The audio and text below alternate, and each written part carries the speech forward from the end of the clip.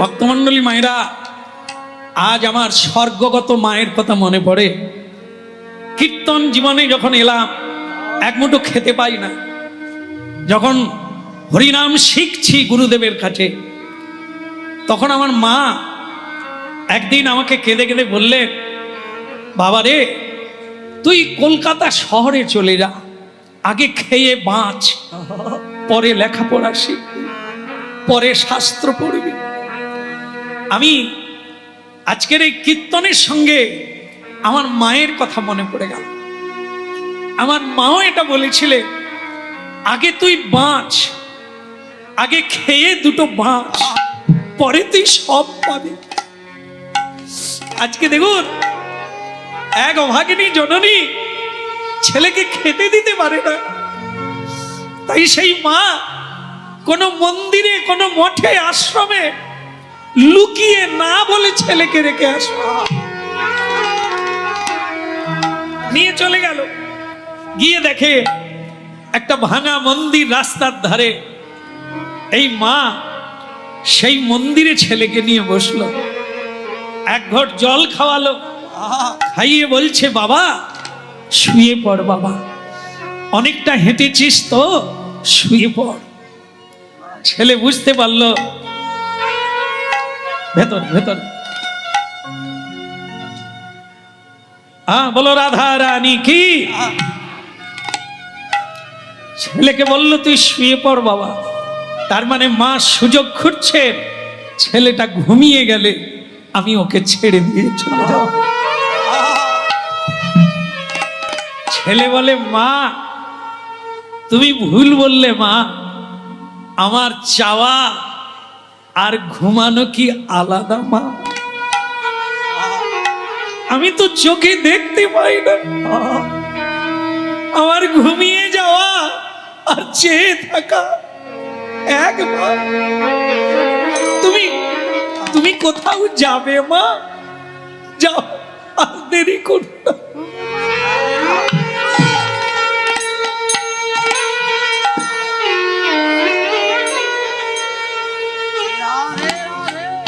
কেউ কারো জন্য অপেক্ষা করে না মা, সময় হলেই যেতে হয়। ওই অন্ধ ছেলে মাকে বোঝাচ্ছে, তোমার কোথাও যাওয়ার আছে মা? যাও, আমি বসে আছি, তুমি যাও মা, চলে যাও মা, চলে যাও মা, তুমি কোথায় যাবে? যাও মা, চলে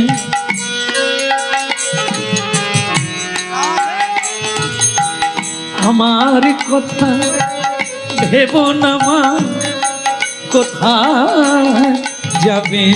যাও মা, চলে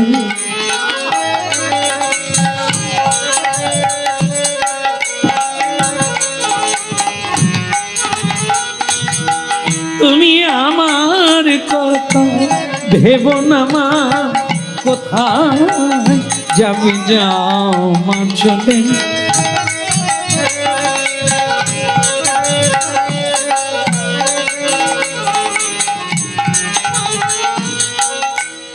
এত বলি সেই মাতা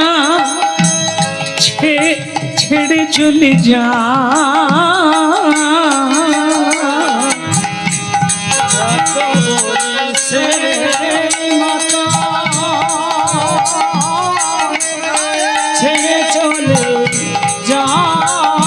এত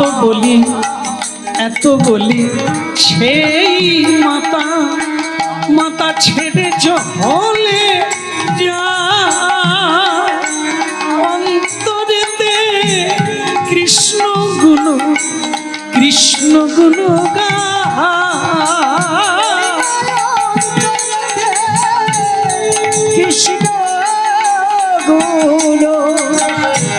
কৃষ্ণ গুণ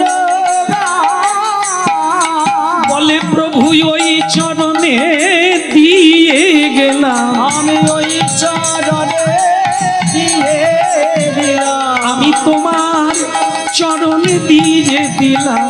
তুমি রাখো না রাখো যে ইচ্ছা তোমার, হা গোবিন্দ দয়া করো বলে গৌর হরি হরি বলে আমি ওই চরণে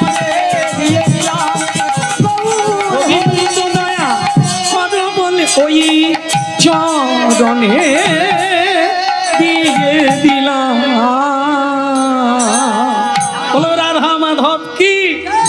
কোথায় হরি নামে একটু নাচবো আনন্দ করবো তা না, এখানেও অন্ধ ছেলে, তার মা কাঁদছে, খেতে পায় না, ঘরেও খেতে পাই না, এখানেও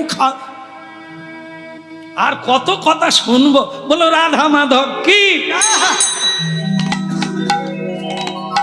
অন্ধ ছেলেটা কিন্তু আলাদা, তার কিন্তু কোনো খেদ নাই, দুঃখ নাই, কষ্ট নাই। মা চলে গেছে, সে বুঝতে পারছে মা আর কোনোদিন হয়। এরকম আমরা বুঝতে পারি? আমরা তো ভ্যাঁ ভ্যাঁ করে কাঁদি, আর ঠিকানা দিয়ে দিই, ফোন নাম্বার দিয়ে দিই, আমাকে নিয়ে যাও। কি ছেলেটা বলে এ পৃথিবীটাই ভগবানের, যেখানেই থাকি না কেন তার আওতায় আছি, সিসি ক্যামেরায়। আমাকে যে মা ছেড়ে দিয়ে গেছে, নিশ্চয়ই অন্য কোনো মা আসবে। ও মায়েরা, শকুন্তলাকে কে মানুষ করলো? কি পাখি? পাখি পাখিরা তাকে ডানা দিয়ে আগলে রাখলো, আগুন জ্বালিয়ে সেঁকে দিল, খাবার এনে দিল পাখিরা। মহাভারত। তা আমরা এত টেনশন করি কেন? আমার মা নেই, আমার বাবা নেই, কি হবে, কোথায় যাব, কি? আরে দাঁড়া না রে, একটা স্টেশন গেছে, আবার স্টেশন।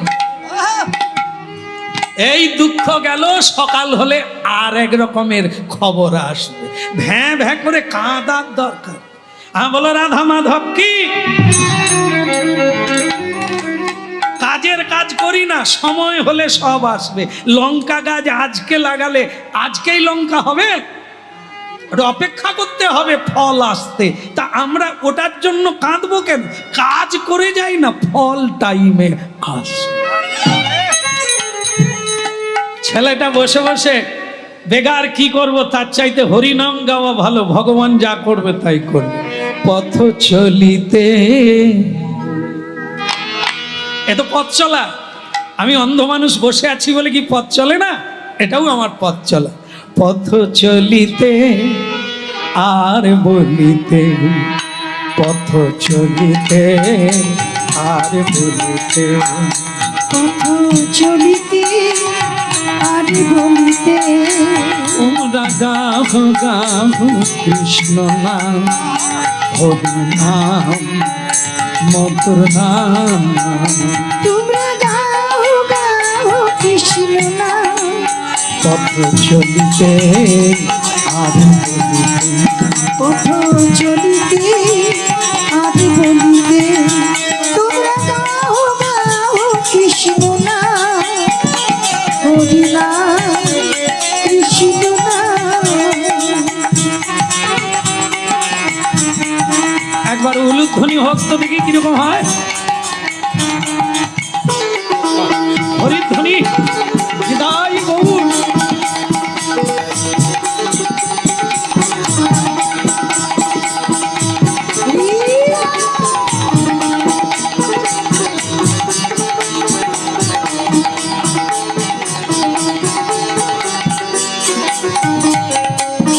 বলো রাধা মাধব কি, জয় হোক, রাধা রানী কি, জয় হোক। লাইনে আছো কি?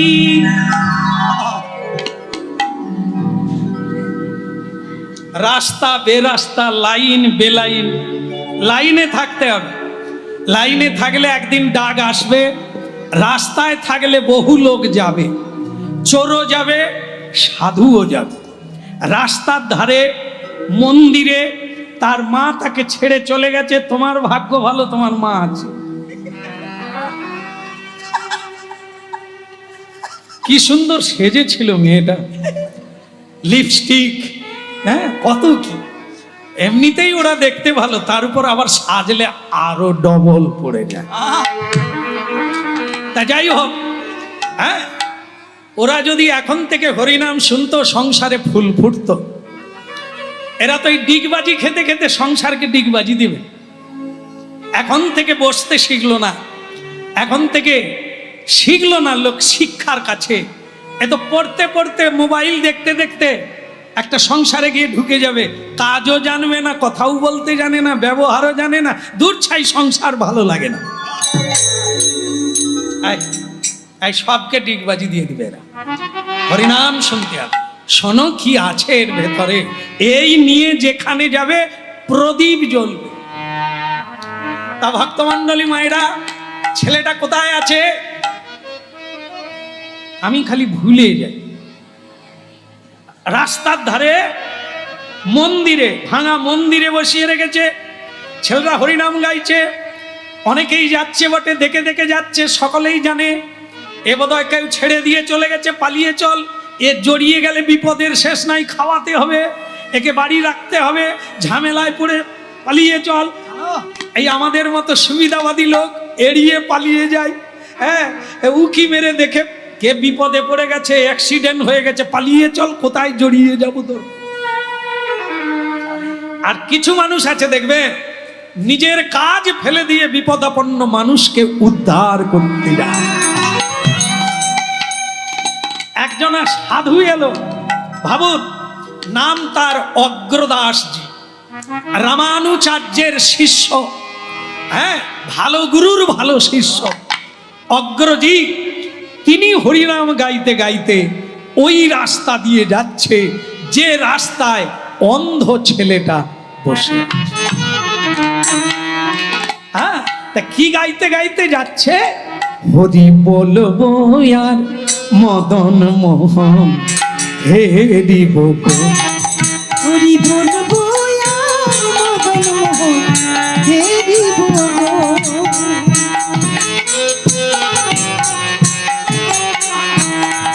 হরি বলবো আর মদন মোহন হেরি বকো, হরি বলবো আর মদন মোহন হেরি বকো। এই রূপেতে ব্রজের পথে চলিব গো, মোরা এই রূপেতে ব্রজের পথে চলিব গো। এই রূপেতে ব্রজের পথে চলিব গো, মোরা এই রূপেতে ব্রজের পথে চলিব গো। হরি বলবো আর মদন মোহন হেরি বকো, হরি বলবো আর মদন মোহন হেরি বকো। হরি বলবো আর মদন মোহন হেরি বকো। হরি বলবো আর মদন মোহন হেরি বকো। যাইব ব্রজেন্দ্রপুর হব গোপীর চরণ পুর, যাইব ব্রজেন্দ্রপুর হব গোপীর চরণপুর। আবার তাদের চরণে মধুর বাজিব গো, আমি তাদের চরণে মধুর বাজিব গো, বলবো আর মদন মোহন হেরি বকো। হরি বলবো আর মদন মোহন হেরি বকো। এই রূপেতে ব্রজের পথে চলিব গো, মোরা এই রূপেতে ব্রজের পথে চলিব গো। হরি বলবো আর মদন মোহন হেরি বকো। হরি বলবো আর মদন মোহন হেরি বকো।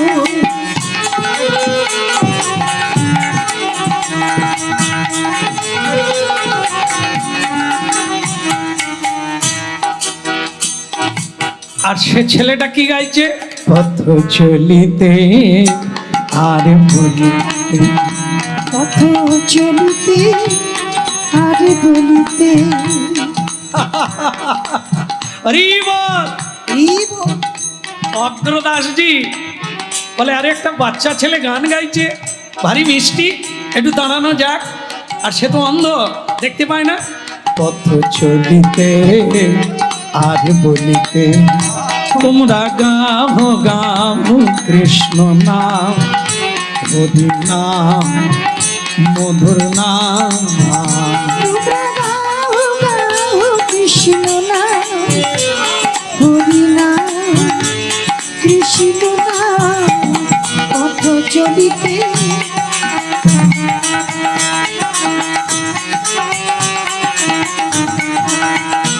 তোমরা গাও গাও কৃষ্ণ নাম। হরিনাম বন্ধ কর। বাচ্চাটা ফাটাং করে বলে উঠল, আপনি কে হরিনাম বন্ধ করার? হ্যাঁ?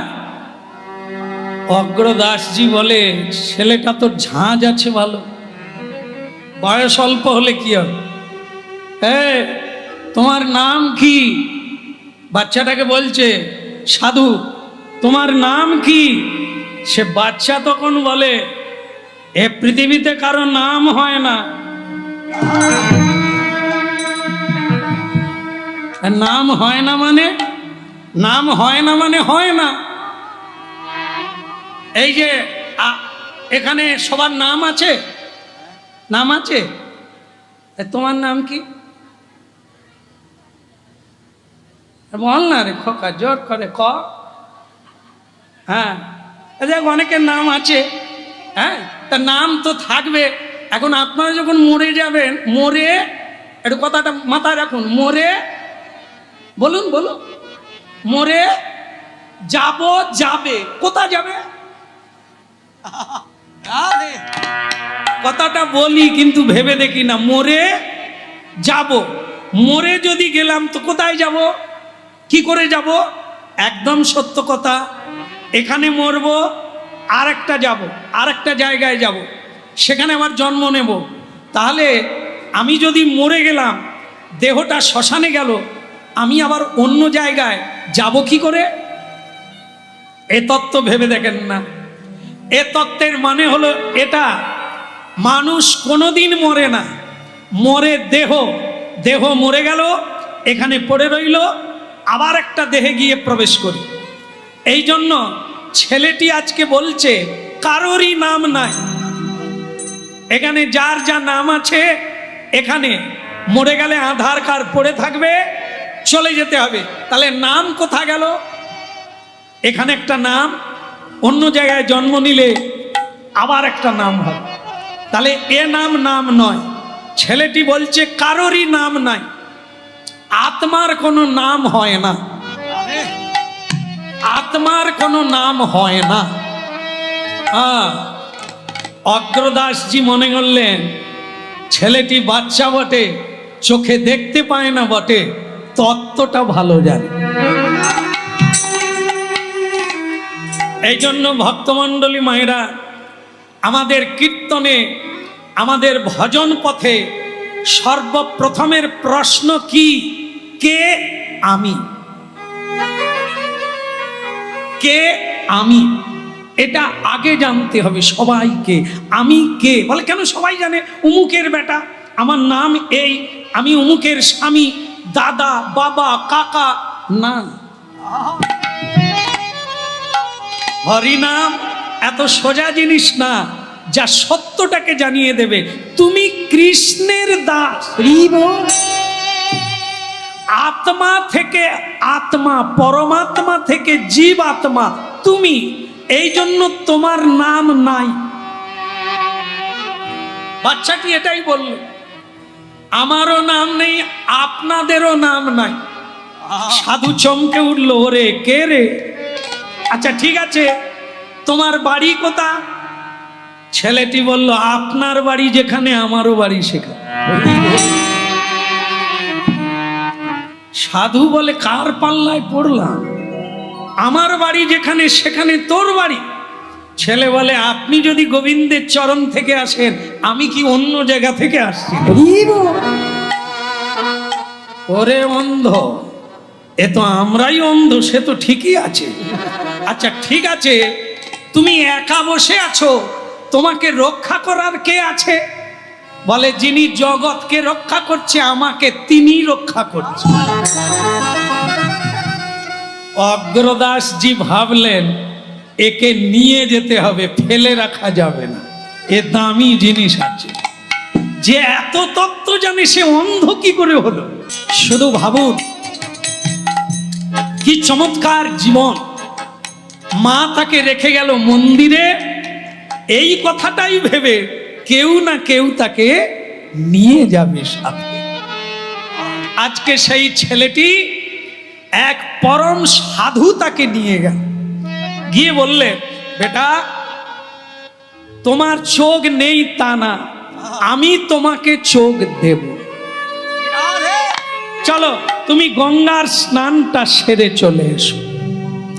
ছেলেটি গঙ্গার স্নান করলো, আর যেই স্নান করে এলো তার কমলণ্ডুর জল তার মাথায় দিয়ে দিল।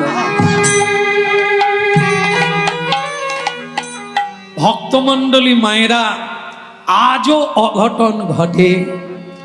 জল দেওয়া মাত্র অন্ধ ছেলেটি চক্ষুষ্মান হয়ে যায়।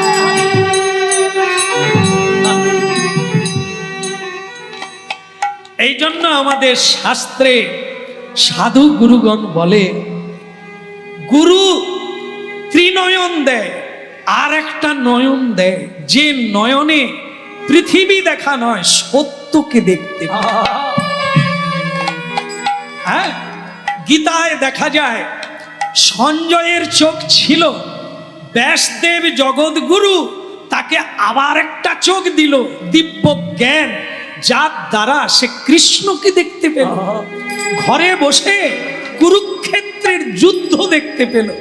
সেই নয়নটা আমাদের দরকার। তাকে কি বলে? চক্ষুদান দিল যে, জন্মে জন্মে গুরু সে। চক্ষুদান দিল যে, জন্মে জন্মে গুরু সে। চক্ষুদান দিল যে, জন্মে জন্মে গুরু সে। চক্ষুদান দিল যে, জন্মে জন্মে গুরু সে।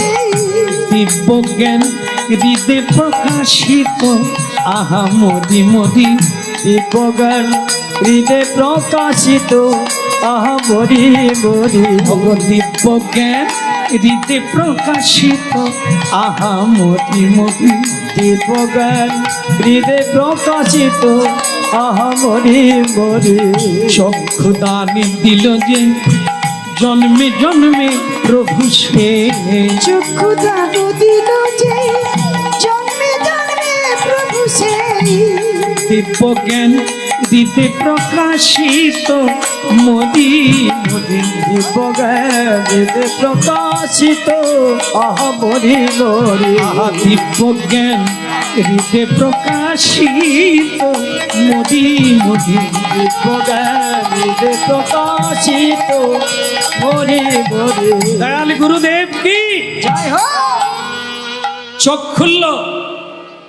যে ছেলেটি জন্মের পর অন্ধ, আজ সে চোখ খুলল। গুরু কৃপাতে চোখে দেখতে পেল। আর প্রথমেই সে দেখল এক সুললিত কণ্ঠধারী, দিব্য জ্যোতির্ময় এক সাধু পুরুষকে দেখল।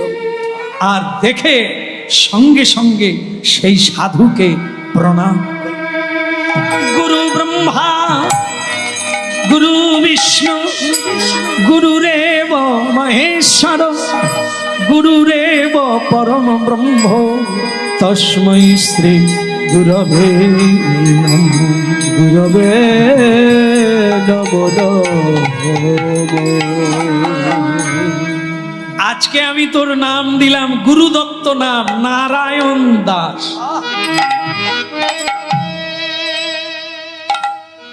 তোর কেমন লাগছে? ভালো লাগছে? কি ভালো লাগছে? আপনাদের ঘাড় নাড়ার কি আছে? যাকে জিজ্ঞাসা করছে সে বলবে। মানে বাচ্চাটিকে বলছে, কিরে তোর ভালো লাগছে? বলে হ্যাঁ। কেন ভালো লাগছে? বলে আজ আমি দেখতে পাচ্ছি। কি দেখতে পাচ্ছি? বলে আমার শ্রী গুরুদেবকে দেখতে পাচ্ছি। হ্যাঁ? বলে পরম দয়াল শ্রী গুরুদেব কি জয় হোক। গুরুদেব বলে আমি তোকে মন্ত্র দিলাম, দীক্ষা মন্ত্র দিলাম, আজ থেকে তুই জপ করবি। আর কি করব গুরুদেব? আজ থেকে শুধু জপ করবি তা না। বল তাহলে কি করব? তিনটে জিনিস না হলে কোনোদিন ভজন পাকা হবে না। যেমন এখন দীক্ষা নিলেই ওই শিষ্যরা জিজ্ঞাসা করে, গুরুদেব কত মালা জপ করব? মানে কত মালা জপ করব? তা যদি তাকে বলা হয় 16 মালা, বলে গুরুদেব 16 মালা তো খুব কম, আপনি আরো বলুন। বলে তাহলে 32 মালা। বলে আরো বলুক, তাহলে কর 34 মানে 64 মালা কর। তাহলে যদি করা যায় 1 লক্ষ মালা, যদি জপ করা যায় 2 লক্ষ, যদি তুমি 3 লক্ষও জপ করো, তুমি কি মনে করো তুমি সিদ্ধি লাভ করবে? 3 লক্ষ জপ করলে, 24 ঘন্টাও জপ করলে সিদ্ধি লাভ হবে না। তাহলে কি চাই? বৈষ্ণবের পদধূলি, বৈষ্ণব পদ জল, ভক্ত ভুক্ত অবশেষ, এই 3 মহাবল। খোকা, জীবনে যদি ভগবত প্রাপ্তি হতে হয় এই 3টে জিনিসের যত্ন নাও। বৈষ্ণব পদধূলি আর বৈষ্ণব চরণ জল, ভক্ত ভুক্ত অবশেষ, 3 মহাবল। জপ করে যা হবে না, এই 3টেতে তাই হবে। কারণ কি? জপে অভিমান বাড়ে। আপনারা যদি মানে একটু মিলাতে চান দেখে নেবে। হ্যাঁ, তুই কত করিস? 16 মালা। আমি 64 মালা। আরে সামনে একজন মা পাওয়া, আমি তাকে বললাম কত করিস? না, বলে আমি 16 মালা করি। আমি 64 মালা। এ মা গো, 16 মালা কি? এই অহংকার। তুই কত? তুই কত? 12। হায়, ওতে কি হবে? আমি 1 লক্ষ মালা। এই যে অহংকার, ওরে ডুববি কথা, এ তো রাস্তায় পড়ে থাকে। এই জন্য জপে কি হবে? সংখ্যা বাড়বে। আর এই 3টা জিনিসে যার দ্বারা পাওয়া যাবে তার নাম ভক্তি। ভক্তি লাভ করা যাবে এই 3। বৈষ্ণব পদধূলিয়া, বৈষ্ণব চরণ জল, ভক্ত ভুক্ত অবশেষ, 3 মহাবল। 3 মহাবল।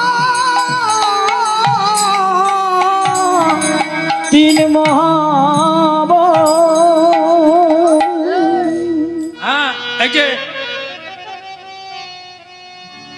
ও টুম্পার মা, তোমার বড় ছেলের স্যালারি কত? এই যে জপছে, ও টুম্পার মা, তোমার বড় ছেলে যে কাজ করে তার স্যালারি কত, মানে মায়না কত? টুম্পার মা বলছে 40,000 মায়না আর 20,000 এদিক ওদিক। জপ চলছে টুম্পার মা। সচি ছেলে নয়, নিমায়ের মা নয়, টুম্পার মা। এই রকম করে 3 লক্ষ, 1 লক্ষ জপ 16 মালা হয়ে গেল। রেখে দি। বলো রাধা রানী কি। যাই হোক, আর জপে ফাঁকি আছে কিন্তু চরণ ধুলিতে ফাঁকি না। চরণ ধুলি কি করে পাবেন? বৈষ্ণব সাধুগুরুকে দেখা মাত্র ভজনের প্রথম, ভজনের শেষ, এই প্রণাম। এই জন্য মহাপ্রভু বলে দিয়েছেন, ত্রিনাদপি শনিচেন বিনয়ী। বিনয় মানে উঁচুর কাছে নিচু হওয়া। নিচু হতে হবে, তবে কি হবে? উঁচু জমিতে জল টেকে না, নিচু হলে ফলতুষ। এই জন্য আমরা বলি, হরিনাম শুনতে এসেছেন, আমি যে গাইতেছি, এত কথা বলছি, সবাই যে বুঝতে পেরেছেন তা না, বুঝতে পারবেন না। এ তো একদিনের কথা না, কোটি কোটি জন্ম ভজন করিয়াও হয় না। আর আমরা তো ভজনহীন ব্যক্তি। একদিন চলে এলাম, বসে পড়লাম, সব বুঝে নেব। ঋষিমুনি বুঝতে পারে না, অনন্তদেব বুঝতে পারে না, ব্রহ্মা বুঝতে পারে না, আমরা তো কা কথা বলে। তাহলে আসবো কেন? একটাই লাভ হবে, সেটা কি? এই আসনে অনেক সাধু বসে আছে। আপনি এসে প্রণাম করে বসে পড়ুন, বাকিটা ভগবান। ওই যে ধুলি, ওই যে ধুলি পেলেন আপনি, এর চাইতে 16 মালা জপ করেও পাবেন না। জপের সঙ্গে এই ধুলি চাই। মহতের পদধূলি অভিষেক বিনে, তাহারে না পাই রাজা বিবিধ বিধান। যত হরিনাম করি আর যাগ যজ্ঞ তপস্যা পূজা দান ধ্যান যতই করি, মহতের পদরজ অভিষেক বিনে, মহতের চরণে মাথা নিচু না হলে, তাদের পদধূলি না পেলে হরি ভজনের পূর্ণতা প্রাপ্ত।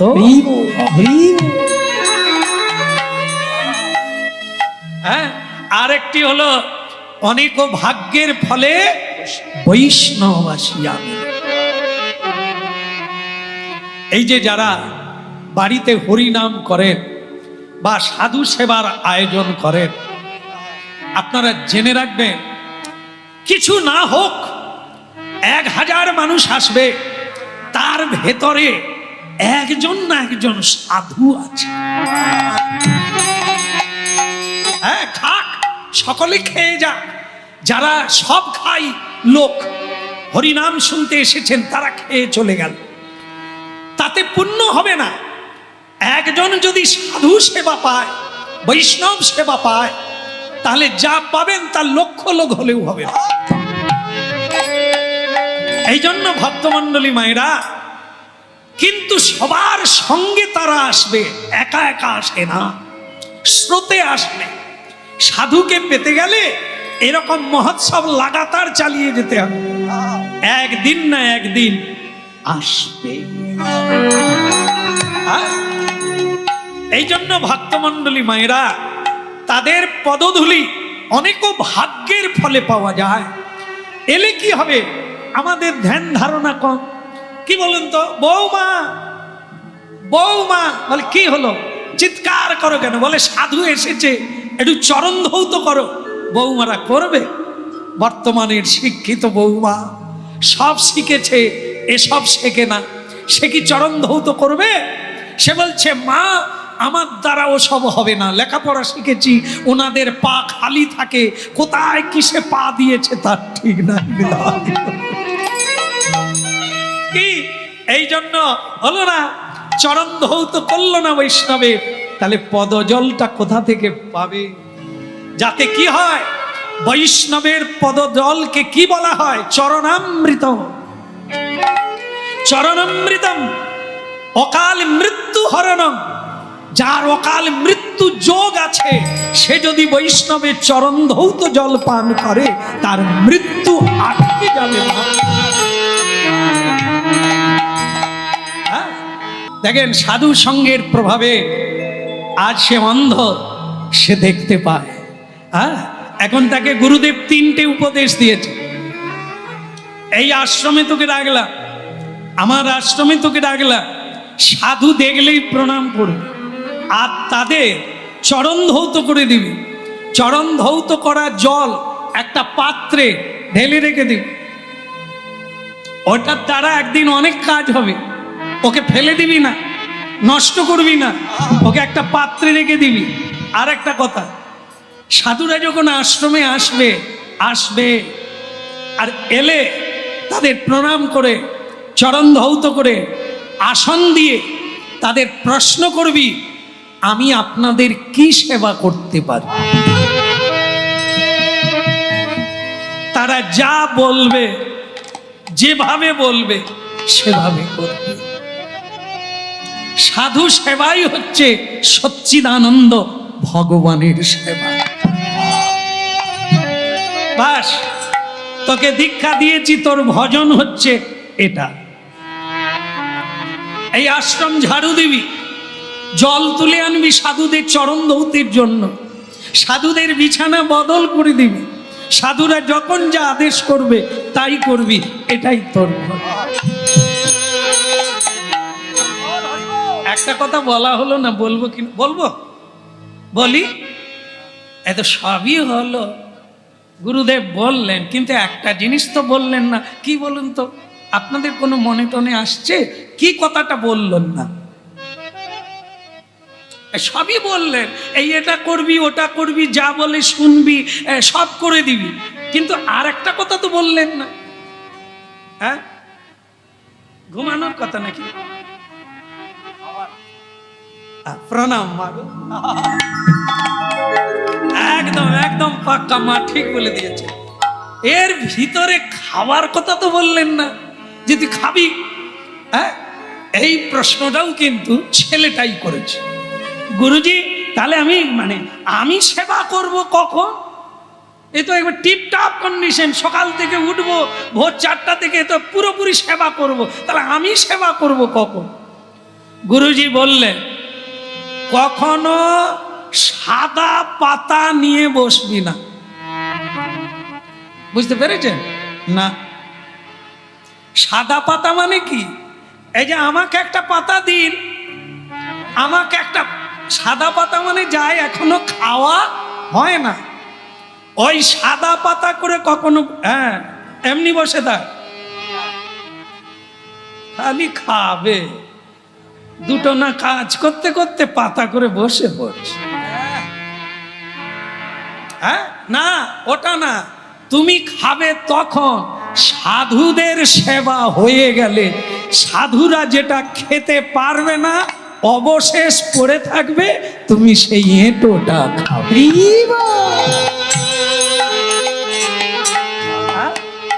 তাহলে কি সেবা কোনটা?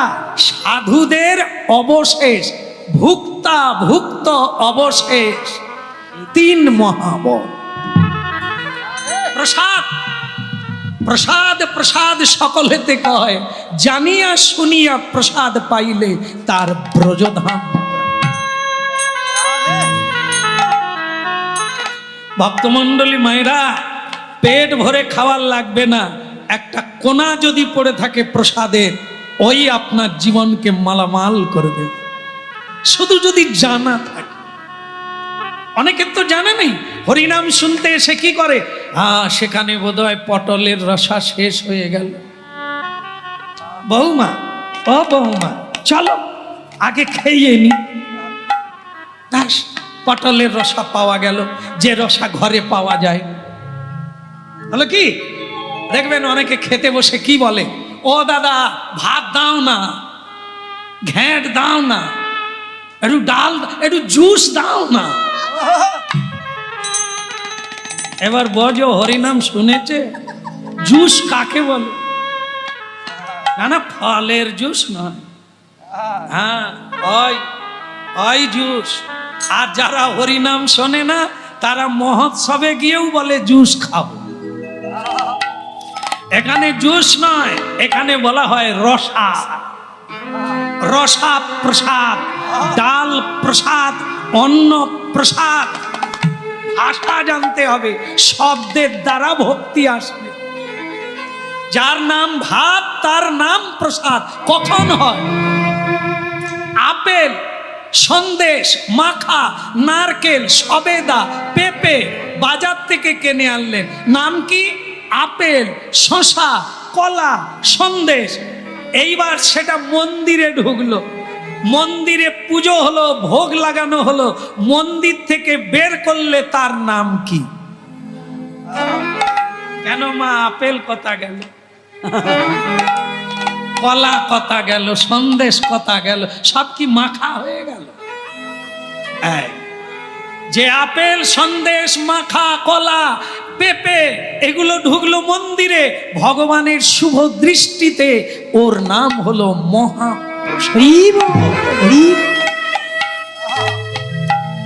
আপেল বেদানা যদি মন্দিরে ঢুকলে প্রসাদ হয়ে যায়, হতভাগা মানুষ মন্দিরে ঢুকলে কি হবে?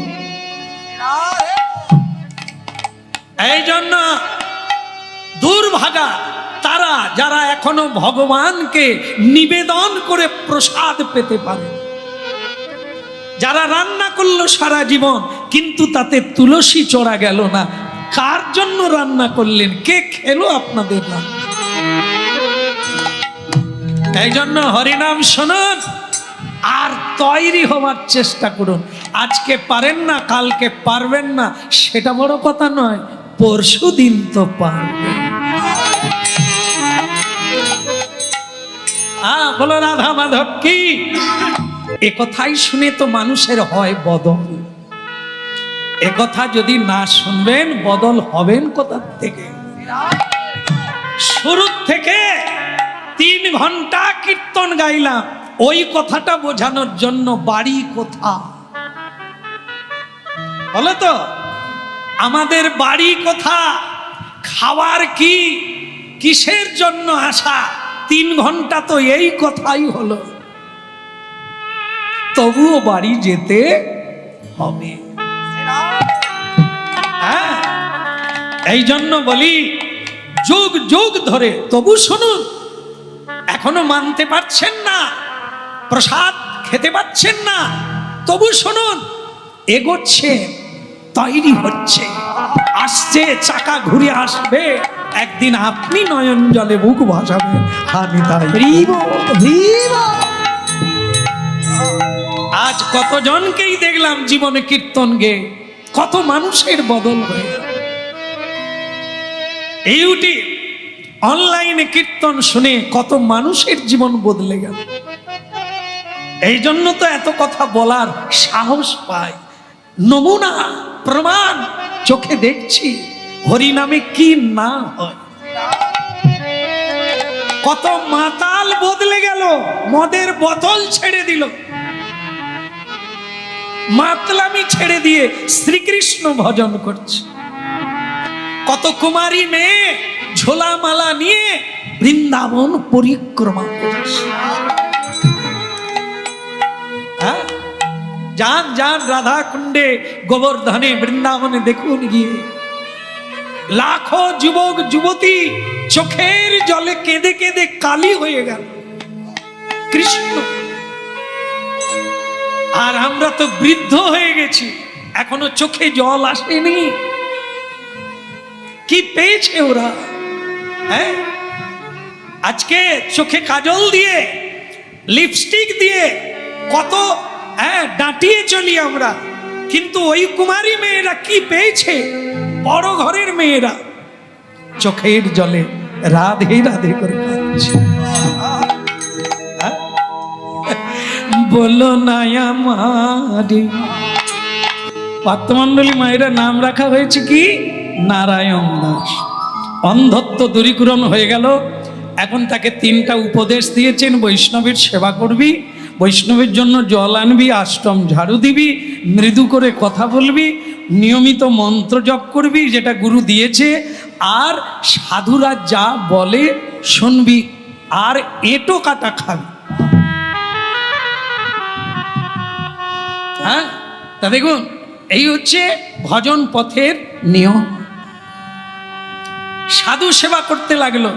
ভক্তমণ্ডলী মায়েরা, সাধুরা যখনই আসে তাদের চরণ ধৌত করে দিয়ে, দেখুন কিরকম শিখেছে গুরু কৃপায়। গুরুদেব ধরিয়ে দিয়েছে, তো লাইনটা ধরিয়ে দিয়েছে। এখন সে কি করে? সাধুর চরণ ধৌত করে ক্ষান্ত নয়, এইবার বলছে, গুরুজি সাধু আপনি তো অনেক দূর থেকে হেঁটে এলেন, একটু পা টিপে দিই। হ্যাঁ, আগে টিপি। হ্যাঁ, তোর বাপের নাম কি? আগে আমার বাপের নাম আপনি জানেন, ওসব জেনে আপনার লাভ কি? আমি কি আপনার জামাই হতে যাব? আমার বাপের নাম জানতে হবে? ওসব ছাড়েন, আপনি হেঁটে এসেছেন, আপনার কষ্ট হয়েছে, হ্যাঁ আমি একটু পদসেবা করি।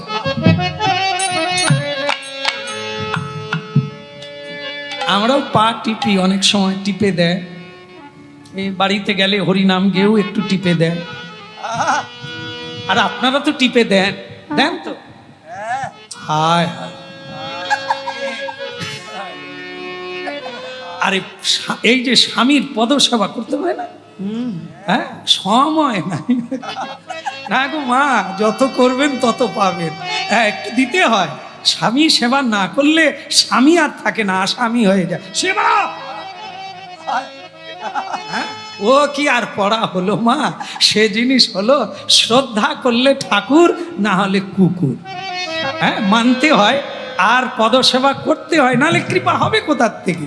তো এই জন্য আবার এই যে বললাম, আবার গিয়ে টিপাটিপি শুরু করলে দেখবেন কি হয়। কারণ কি বলুন তো, সেবা তো শিখেননি। হ্যাঁ, এই গিয়ে এমন চাপ দেওয়া শুরু করবে, পটলের বাপ বলে কি হলো, আমি কি করছি, তুমি এত টিপো কেন? সে আবার ব্যথা বেড়ে যাবে। এ সেবা করলে ঘুম ধরে যাবে, এ সেবা করলে আরাম এসে যাবে, সাধু শান্তি। এ শিখতে হয়। হ্যাঁ, এই অনেকে জানেন তো, বলে এখন সব মেসেজ বেরিয়েছে, তোকে মেসেজ করে দি। এমন জায়গায় টিপে দিবে নাড়ি দিয়ে রক্ত যাওয়া বন্ধ হয়ে যাবে। আরে এরা তো শিখেনি মেসেজ করা, থেরাপি জানতে হবে তো। যে কেউ যদি থেরাপি করতো, এত থেরাপির দাম কেন? 1 ঘন্টায় এলে 500 টাকা দিতে হবে। হ্যাঁ, আমার ঘরের গিন্নি যদি টিপতে পারতো, তাহলে 1000 টাকা দেবো কেন? হ্যাঁ, এ টিপায় সব বেরিয়ে যাবে মা, কিচ্ছু থাকবে না। এই জন্য এই সাধুগুরুর সেবাও শিখতে হবে, নাহলে এমনি এমনি হবে না মা। এই যে আমরা তো বিভিন্ন জায়গায় যাই, কত রকমের সেবা পাই। আজকে যেখানে এলাম এখানে একরকম, কাল যেখানে যাব সেখানে আর একরকম। হ্যাঁ, সে কত রকমের কথা, আর বলবো কি, এসব বলার লাগবে না। বলো, এখন শীতকালে গান গাইতে গেছি, তো এক মা, বুড়ি মা, বৌমাকে বলছে, মা শ্যামসুন্দর প্রভু আসছে, তা ঠান্ডায় তো ঠান্ডা জল দিয়ে চরণ ধৌত করো না। তো সে বৌমার এমনি এসবে ইচ্ছা নাই, শাশুড়ি আবার বলে গরম জল।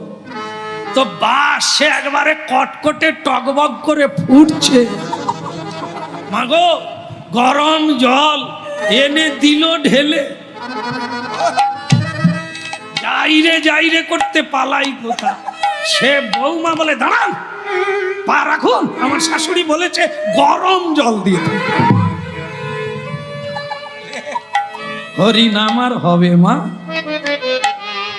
কি জল দিয়ে ধোয়ালো কে? এখন ভক্তমন্ডলী মায়েরা আবার কোনো জায়গায় গ্রীষ্মের দিনে গেলে, বৌমা ঠান্ডা জল দিয়ে পদধৌত করবে, একটু শান্তি পাবে।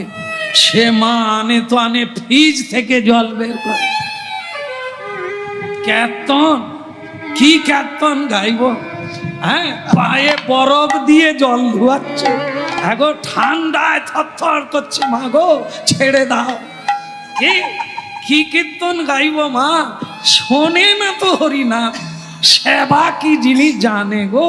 সেবা নিতে জানে, দিতে জানলে তো কথা। এই যে কীর্তনে আমরা গাই না, একজন ওই হাফ শুনে তো চলে যাচ্ছে, যাচ্ছে না, 2-1 যাচ্ছে, সে তো হাফ শুনে নিয়েছে। বলে কি, গুরুদেব না বললেও ছাড়বি নি, গুরুরা না বলবে তুই সেবা করতে ছাড়িস নি। বাস, শীতের দিনে গুরুদেব শিষ্য বাড়ি গেছে, সে শিষ্য তো ওই হাফ কীর্তন শুনে এসেছে। বলে গুরুদেব সেবা নেবে না, তুই ছাড়বি না।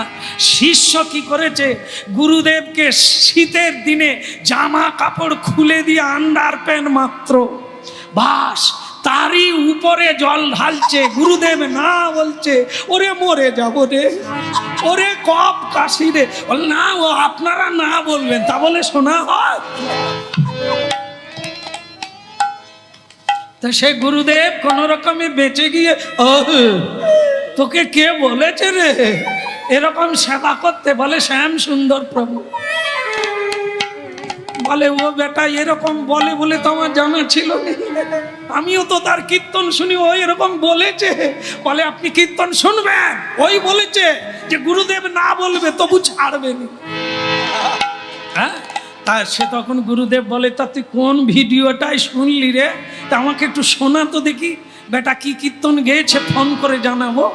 সে গুরুদেব যখন শুনলো, তখন শুনলো কি, সেখানে বলা আছে গুরুদেব না বলবে, কিন্তু শিষ্য তার কর্তব্য সেবা করবে। তা বলে শীতের দিনে জামা কাপড় খুলে হাওয়া দিবে, এ কথা কি বলা আছে? হ্যাঁ, বলে ওরে এ কথা তো বলেনি। হ্যাঁ, বলে ওই আমি তো ওইটা শুনে চলে এলাম রসা খেয়ে। এই জন্য সেবা সকলে, হরিনাম সকলে করতে পারবে, জপ ধ্যান করতে পারবে, পূজা পাঠ করতে পারবে, কারণ ভগবান কিচ্ছু বলবে না। নুন না দিলেও কিচ্ছু বলবে না। দিয়ে দেখুন ভগবানকে ভোগ লাগায়, নুন দেবেন না, কিচ্ছু বলবে না, কিন্তু বাবাজিকে সেবা দাও, দম বের করে দেবে। এই জন্য হরিনাম করা যায়, ভগবান অপরাধ নেন, কিচ্ছু বলবে না, কিন্তু সেবা অপরাধ, সবচাইতে বড় অপরাধ। সেবা সকলে পারে না, আর সেবা না করলে গৌর প্রেম, কৃষ্ণ প্রেম।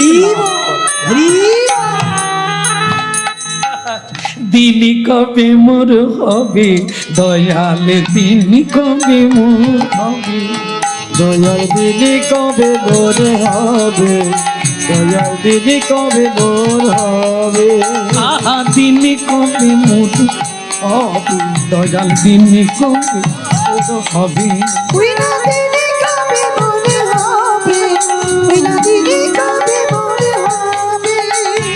আশায় আশায় বসে আছি তোমায় পাবো বলে, দয়াল দিন কবে মোর হবে।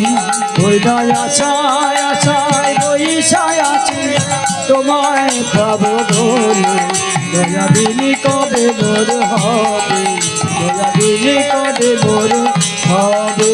আমি আশায় আশায় বসে আছি তোমায় পাবো বলে, আমার দিন কবে মোর হবে, দয়াল দিন কবে মোর হবে।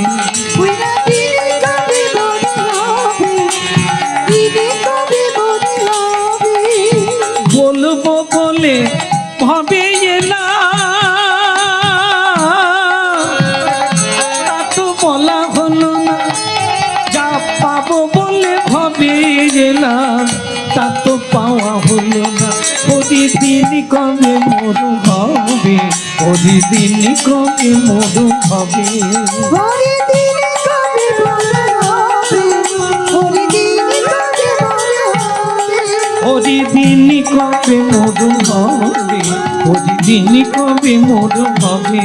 হরিদিনে কবে মোর হবে, হরিদিন কবে মোর হবে। আমি আশায় আশায় বসে আছি তোমায় পাবো বলে, প্রতিদিন কবে মোর হবে। হরিদিনে কবে মোর হবে, হরিদিন কবে মোর হবে, হরিদিন কবে মোর হবে, হরিদিন কবে মোর হবে।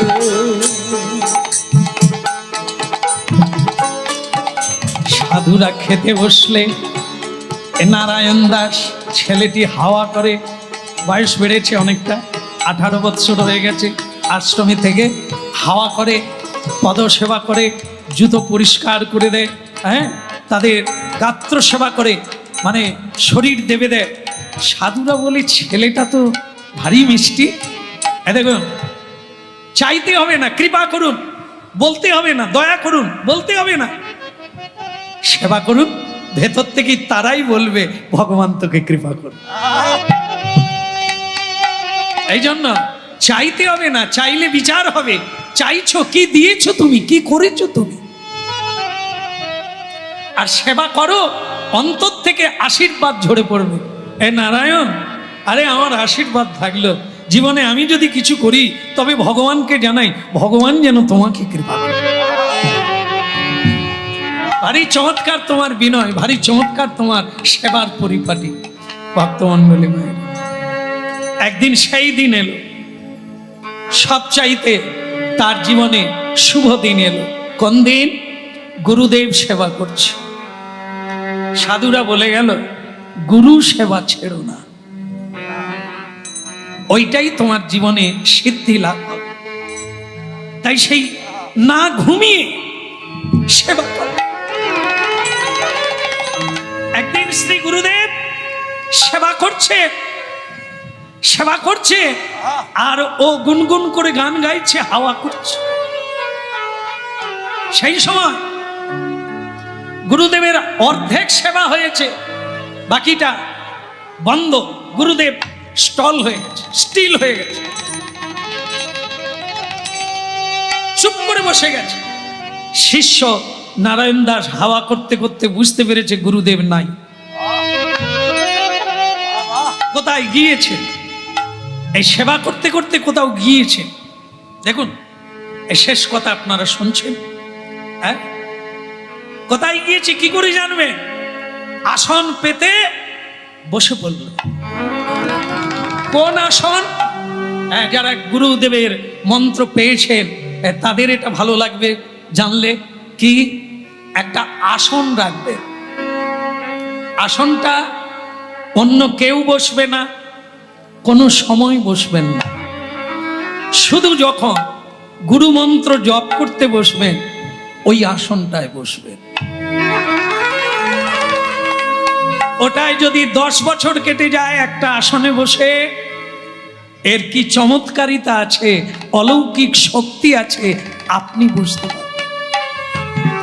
ওই আসনে বসলেই আপনি অনন্ত ব্রহ্মাণ্ড দেখতে পাবেন। ওই আসনে বসে আপনি বৃন্দাবনে চলে যাবেন,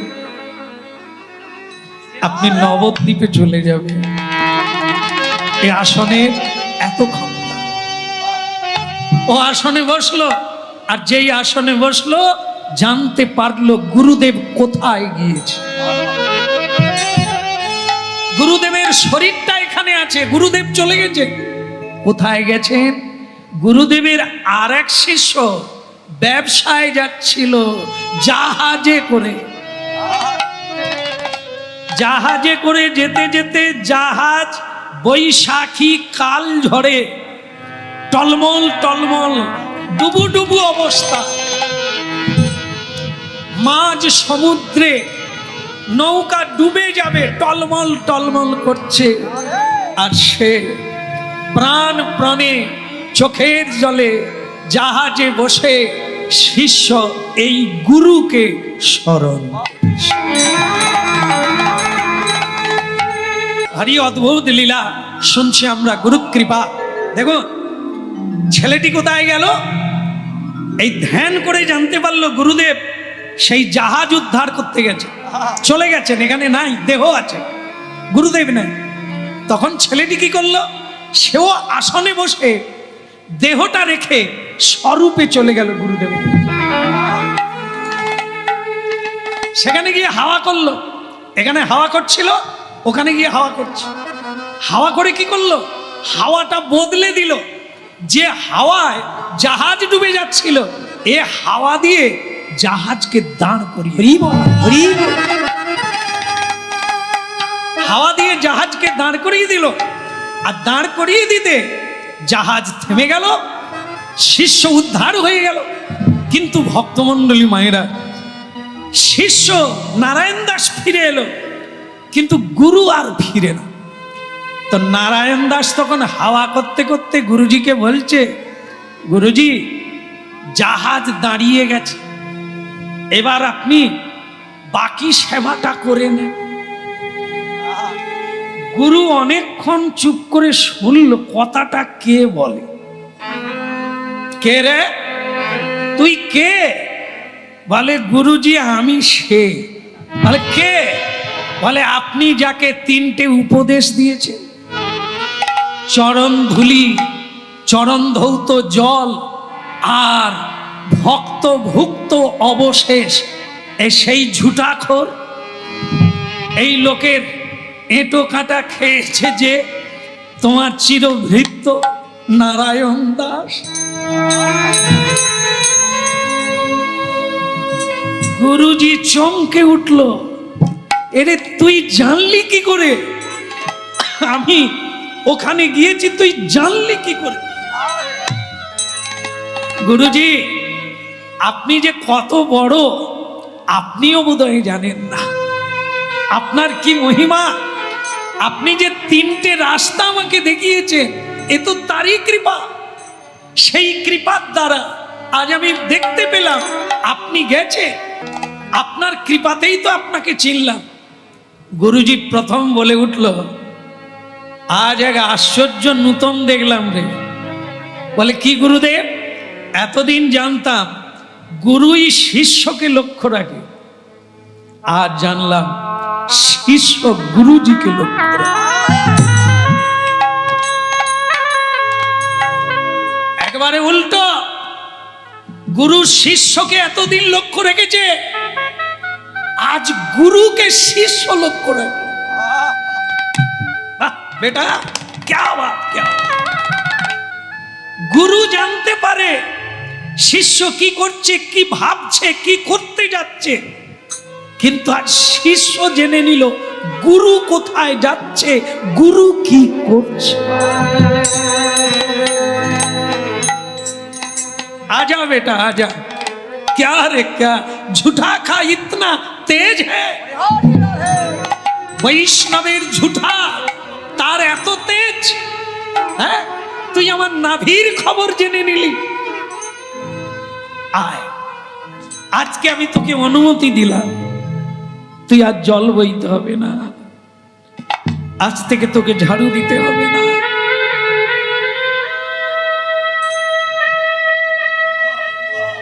চল চলে যা, আজ থেকে তুই চলে যা।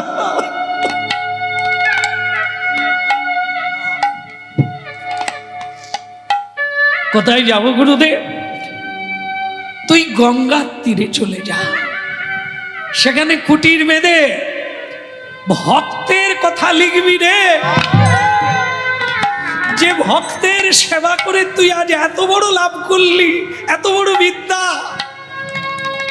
আজ থেকে তুই ভক্তের গুণগান লিখবি, যাতে জগতের জীব তাদের কৃপা লাভ করার জন্য, বন্ধন মুক্তির জন্য সেই ভক্ত বৈষ্ণবের কথা বলবে, কীর্তন গাইবে, শুনবে, আর জীবন ধন্য। আপনাদের এখানে যারা হরিনাম শুনছেন, অনেকের বাড়িতে ওই গ্রন্থটা আছে। আজকে যার কথা বলা হচ্ছে, তোর নাম বদলে দিলাম, আজ থেকে তোর নাম হবে নাভাজি। গুরুর নাভির কথা জেনে নিলি, অন্তরের কথা, তাই তোর নাম দিলাম নাভাজি। কিন্তু শিষ্য একটা বাঁক দিল, বললেন গুরুজি হবে না, কৃষ্ণ লীলা লিখতে পারবো, রামায়ণের কথা লিখতে পারবো, কিন্তু ভক্তের কথা লেখা যাবে না। ভগবানকে জানা যায়, ভগবানকে পাওয়া যায়, কিন্তু ভক্তকে চেনা দায়। ভক্তকে চিনতে পারা যায় না, কে কি বেশে আছে, কে কি ভাবে আছে, কখন কিভাবে থাকে, এটাই বুঝতে পারি না। সেদিন জানেন, সেদিন একটু দেরি হয়ে গেছে, পদসেবা করতে করতে এক সাধুর, আমি কেঁদে ফেলেছি, তাই তার পদ ধরে বসে আছে। সে সাধু আমাকে এক লাথি মেরে ছুড়ে দিল। তারপর আর কি গুরুদেব, আমি তো কাঁদছি, আমি তার পায়ে ধরে আবার কাঁদছি, বলছি অপরাধ হয়ে গেছে, আমাকে ক্ষমা করে দেন, আমাকে ক্ষমা করে দেন। সে সাধু খিলখিল করে হেসে উঠল। তারপরে আর কি আমাকে জড়িয়ে ধরে বলে, আমি তোর সেবা দেখে তোকে পদ সেবার পুরস্কার দিলাম, আমি সন্তুষ্ট হয়ে তোকে লাথি মেরে দিয়েছি, তোকে চরণ দিয়েছি রে। বুঝুন তো গুরুদেব, লাথি মারাকে আমরা ভাবি মেরে তাড়িয়ে দিল, রেগে মারলো, কিন্তু সাধুর ব্যবহার, সে আমাকে কৃপা। এই যে সাধুর ব্যবহার, এ তো বোঝা যায় না কিভাবে। ঈশ্বরের স্বভাব, ঈশ্বরের কৃপায় তাকে বোঝা যায়, কিন্তু সাধুদের বোঝা যায়। কে বলতে পারে আপনাদের মধ্যে তিলক নেই, মালা নেই, তিনি যে কত বড় সাধু, আমার চেয়ে তার চরণে নখের যোগ্য নয় আমি। তাই এই জন্য কাউকে ছোট করে দেখতে নেই, সবাইকে প্রণাম করতে হয়, সবাইকে তার জন করে দেখতে হয়। কারণ ঈশ্বরকে জানা যায়, কিন্তু সাধুকে চেনা। গুরুজি বললে তোর হবে, আমার আশীর্বাদে তোর হবে, তুই সাধুদের অন্তর জানতে পারবি। কি করে জানবো? যেরকম আমাকে জানলি, আমি এখানে নাই, তুই জানলি কি করে? এই বিদ্যাই আমি তোকে দিলাম, তুই সকলের অন্তরের কথা জানতে পারবি, তাদের কথাই তুই লিখবি, যাতে সকলের কল্যাণ। হরি